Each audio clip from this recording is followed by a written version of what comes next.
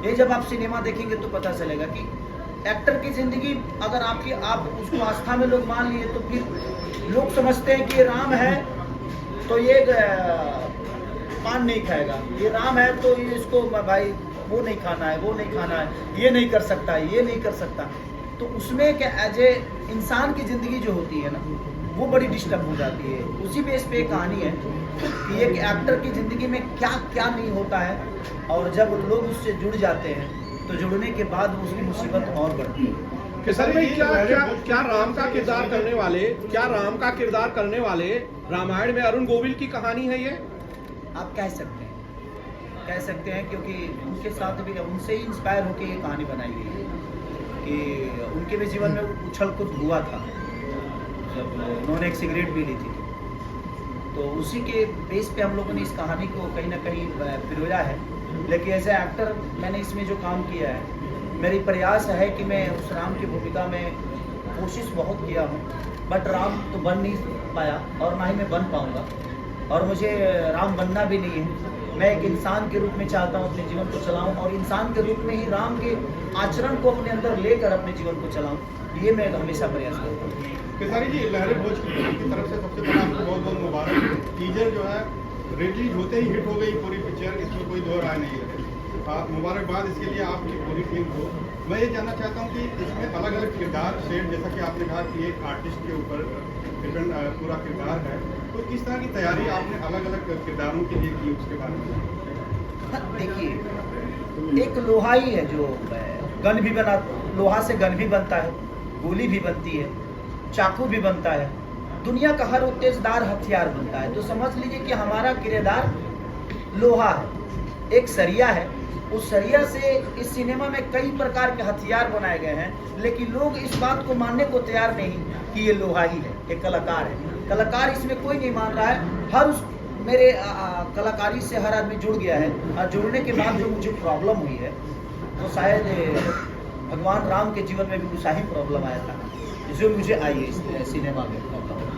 और मुझे मज़ा आया इस सिनेमा को करने के बाद, क्योंकि मुझे लगा जो मेरे जीवन की इससे बड़ा रोल अब मुझे पता नहीं मिल पाएगा कि नहीं। ये गाना जो रिलीज किया गया, ये बच्चन साहब का आइकॉनिक सॉन्ग है, और जब ये रिलीज हुआ था तो काफ़ी हिट हुआ था। बच्चन साहब, क्या इस गाने की शूटिंग के लिए आपने कुछ तैयारी की, उनके स्टेप देखे या फिर कुछ और? नहीं, देखिए, बच्चन साहब को कौन देखना नहीं चाहेगा, बट वो बहुत साल, मुझे लगता है कि मेरे जन्म से पहले की ये गाने होंगे, तो मैंने उन चीज़ों को देखा नहीं। बट हम लोगों ने नए तरीके से कोशिश की है। उनको कॉपी करना आसान काम नहीं है कि मैं बच्चन साहब को कॉपी करूँ, वो आसान काम नहीं है, बहुत मुश्किल काम है।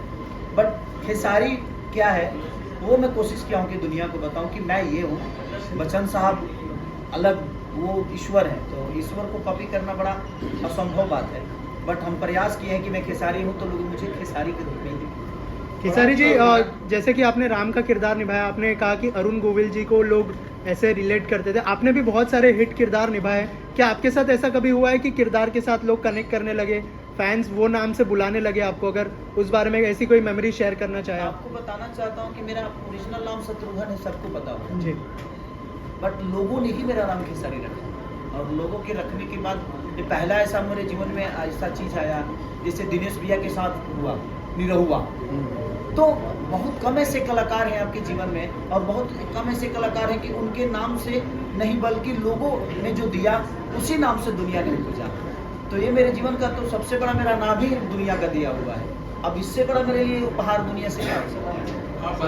आप निर्माता भी है, निर्देशक भी, क्या कारण बना कि आप निर्माता बने? क्या भोजपुरी को बनना चाह रहे हैं राजा राम को लेके आप खेसारी जी को? देखिए, भोजपुरी में एक बड़े कैनवास की बहुत ज़रूरत है, और एक बड़े कैनवास को हमेशा एक बड़ा हीरो, एक बड़ा सुपरस्टार चाहिए होता है। खेसारी जी से हमेशा डिस्कशन करते थे हम लोगों ने, जैसे कि हम लोग के एक बड़े कैनवास की जो शुरुआत भोजपुरी से हुई संघर्ष 2 के बाद में बतौर निर्देशक प्रोड्यूसर्स के साथ में काम करना कि अरे अब तो पराग पाटिल बड़ी कैनवास की सिनेमा बना रहा है, तो अब अगर इसको साइन करेंगे तो बड़ा कैनवास हो जाएगा। तो वही मैं खेसारी जी से तब डिस्कस किया, तो खेसारी जी ने मुझको ये मौका दिया कि पराग तुम भी प्रोड्यूसर बनो, और कहीं ना कहीं इस फिल्म से राजा राम से KKR 27 भी जुड़ा हुआ है। तो जैसे केसारी जी ने पहले कहा कि धन बाकी है, तो मैं ये कह सकता हूँ कि तन मन और धन से ये मेरे साथ है। तो यही कहना चाहूँगा कि राजा राम एक जो किरदार है केसारी जी का, तो जैसे एक रियल लाइफ में ये सुपरस्टार है, वैसे रियल लाइफ में भी एक सुपरस्टार की भूमिका कर रहे हैं। और जब रियल लाइफ में एक सुपरस्टार एक हीरो की भूमिका में एक सिनेमा में नजर आता है, तो एक डिफरेंट किरदार उसको करने पड़ते हैं। जब किरदार कोई माइथो या हमारे हिस्ट्री से जुड़ा हुआ एक अहम किरदार उसके साथ में उसको जब निभाने की जब ज़रूरत पड़ती है, तो जैसे इन्होंने कहा कि इनका नाम है शत्रुघ्न और इन लोगों ने इनको केसारी के नाम से बुलाना शुरू कर दिया। तो वही बात है कि एक माइथो इमेज से एक सुपरस्टार को निकलकर वापस अपने आप को सुपरस्टार प्रूव करना होता है, वही है राजा राम। सर आपसे और एक चीज़ जानना चाहूँगा, एज अ डायरेक्टर आपके ऊपर कोई प्रेशर था कि मतलब जो इमेज है राम की उसको सही तरह से लोगों के सामने लाई जाए? अगर उस बारे में कुछ शेयर करें कि उस पर कितना ध्यान दिया है एज अ डायरेक्टर आपने? सर एज एन डायरेक्टर बिल्कुल, जहाँ प्रभु श्री राम जी की बात आती है तो हमारे हिंदुस्तान के हमारे सबके भगवान हैं वो, हम सबके भगवान हैं राम जी। तो राम जी को पोर्ट्रे करना एक सचमुच एक चैलेंज था। और केसारी जी आज हमारे सामने कोई राम है पूरे हिंदुस्तान के सामने तो अरुण गोविल जी है। राइट। प्रभु श्री राम को किसी ने देखा तो नहीं है, लेकिन रामायण के जरिए घर घर में हर जगह पर हम लोग के नज़र में सामने कोई राम है तो अरुण गोविल जी। तो अरुण गोविल जी के रामायण को, रामानंद सागर के रामायण को केसारी जी ने और हमने प्रॉपर वे से स्टडी करके इसको बनाया कि इनके ऊपर प्रेशर इसी का प्रॉपर वे से तो गया है, आएगा कैसे?